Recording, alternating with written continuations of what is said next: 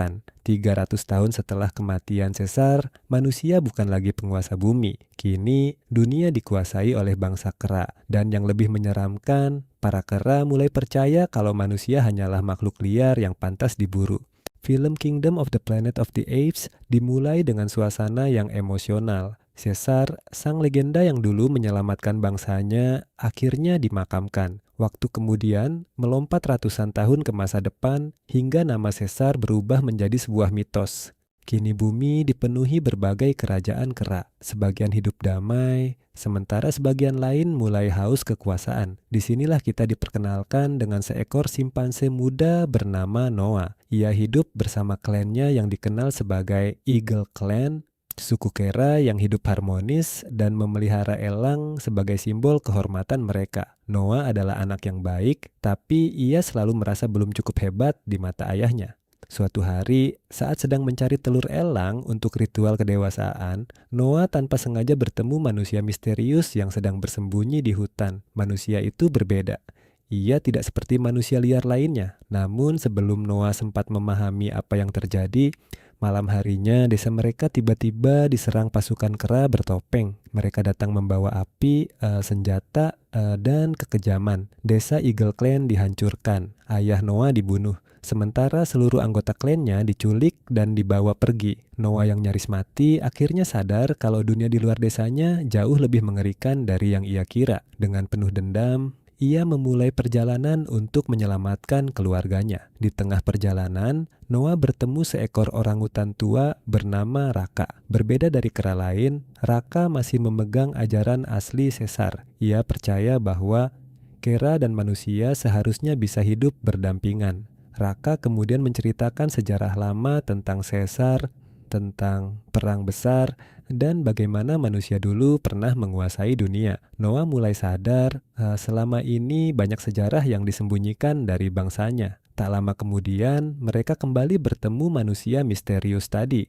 namanya Me. Awalnya Noah menganggap Me hanyalah manusia biasa, karena selama ini manusia dikenal tidak bisa berbicara dan hidup seperti hewan liar. Tapi ternyata Me bisa bicara, dan disitulah semuanya berubah. Me ternyata menyimpan rahasia besar tentang sisa peradaban manusia yang belum sepenuhnya hancur. Sementara itu, pemimpin para penyerang akhirnya diperlihatkan, namanya Proximus Caesar, seekor bonobo kejam yang mengaku sebagai penerus Caesar, padahal ia justru memutarbalikkan ajaran sang legenda demi kekuasaan. Proximus membangun kerajaan besar di dekat bunker peninggalan manusia. Ia percaya di dalam bunker itu terdapat teknologi kuno yang bisa membuat bangsa kera semakin kuat. Masalahnya, tidak ada kera yang bisa membuka bunker tersebut, dan karena itulah Mai dibutuhkan. Mai ternyata mengetahui cara membuka teknologi manusia lama. Namun sebenarnya Mai punya tujuan lain.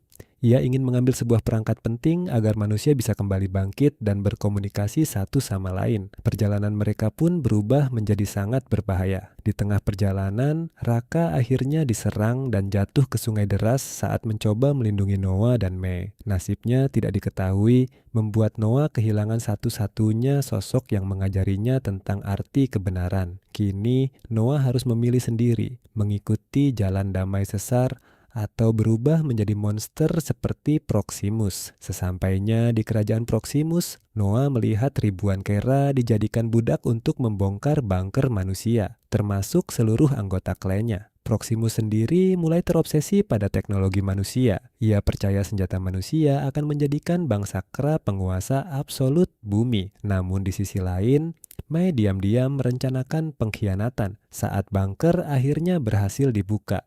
Mai langsung mengambil perangkat satelit penting milik manusia, dan pada saat bersamaan, kekacauan besar terjadi. Noah memimpin pemberontakan untuk membebaskan klannya. Pertarungan brutal pun pecah di dalam kerajaan Proximus. Air laut menghantam bunker, menghancurkan seluruh markas, sementara para kera panik berusaha menyelamatkan diri. Dalam pertarungan terakhir, Noah akhirnya berhadapan langsung dengan Proximus Caesar. Dengan bantuan elang-elang milik klannya, Proximus akhirnya jatuh dari ketinggian dan tewas. Kerajaannya runtuh, namun kemenangan itu ternyata belum membawa kedamaian. Di akhir cerita, Mai berhasil kembali ke markas manusia rahasia dan mengaktifkan kembali sistem komunikasi kuno. Ini membuktikan kalau manusia belum benar-benar punah, sementara Noah kini menjadi pemimpin baru bagi kliennya. Ia mulai memahami ajaran Caesar yang sebenarnya. Tapi satu hal yang membuat ending film ini mengerikan adalah